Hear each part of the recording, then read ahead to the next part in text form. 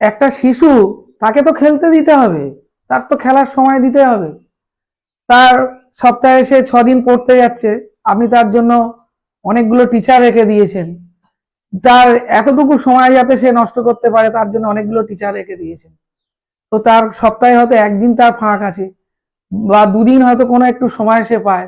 সেই সময়টুকু আপনি কোনো একজন আবার একজন এক্সট্রা টিচার ধরে তার সময়টাকে কাজে লাগাচ্ছেন। তার শৈশবকে আপনি হারিয়ে দিচ্ছেন। তাহলে দিনের পর দিন আপনার প্রতি তার ক্ষোভ জমা হচ্ছে। আপনি কি জানেন, দিনের পর দিন এইভাবে ক্ষুব্ধ হতে হতে সেই শিশুটা মনের অগোচরে কখন তার মানসিক অবসাদে সে ভুগছে। তাহলে এর পরিণাম কি হতে পারে? এর পরিণামে আগামী দিন আপনার ওই সন্তানটি যখন বড় হবে, একটু একটু করে বেড়ে উঠবে, দেখবেন আপনার সঙ্গে আপনার সন্তানের অনেক দূরত্ব তৈরি হয়ে যাবে। তারপরে যখন সে বড় হবে, একদিন দেখবেন আপনার কথা সে আর শুনছে না, আপনাকে সে আর মানছেন না।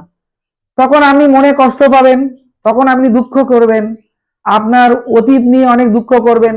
আপনি নিজে নিজেই বুঝতে পারবেন যে ছোটবেলায় ওকে এত অত্যাচার না করলেই হয়তো ভালো হতো, কিন্তু তখন আপনার হাত দিয়ে সময় বেরিয়ে গেছে, আর কিছু করার থাকবে না।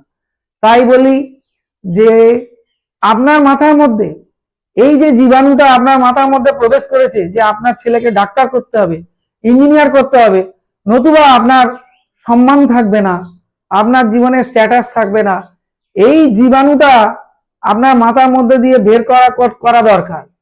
কেননা সব ছেলে, এটা মনে রাখতে হবে, সব ছেলেই পৃথিবীতে ডাক্তার বা ইঞ্জিনিয়ার হওয়ার জন্য জন্মায় না।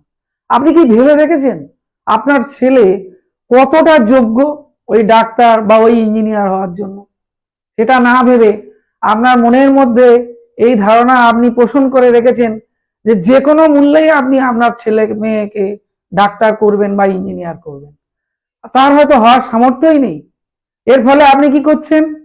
নানান জায়গা থেকে আপনি খবর সংগ্রহ করে কোথায় কিভাবে অসাধু উপায়ে আপনার ছেলেটাকে ডাক্তার বা ইঞ্জিনিয়ার করা যায়, তার জন্য আপনি দৌড়াদৌড়ি করে আপনার অনেক অর্থ ছেলেটির পিছনে ব্যয় করে আপনি অবশেষে নিঃশেষ হয়ে যাচ্ছেন।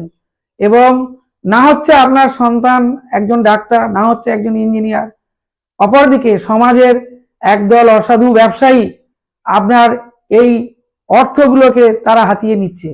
জীবনের শেষ প্রান্তে গিয়ে আপনি বুঝতে পারলেন আপনার সন্তান উপযুক্ত মানুষও হলো না, আপনার অর্থগুলোও চলে গেল, এবার বাকি জীবনটা আপনি হতাশার অন্ধকারে হারিয়ে গেলেন।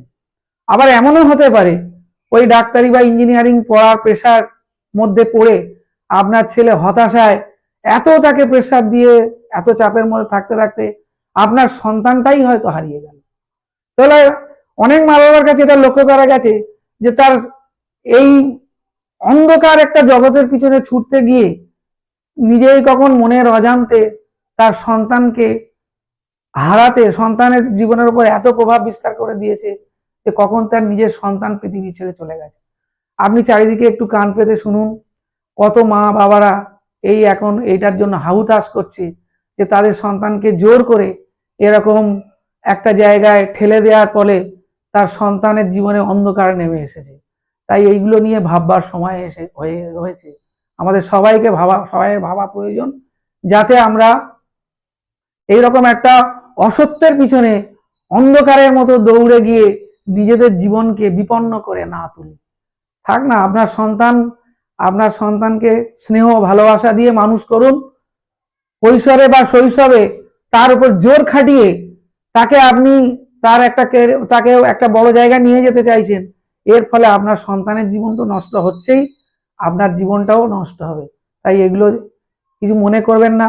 যদি কোনো কাউকে আঘাত দেওয়া আমার উদ্দেশ্য নয়, যদি কোনো রকম ভাবে আমি আপনাকে আঘাত দিয়ে থাকি তাহলে আমাকে ক্ষমা করবেন।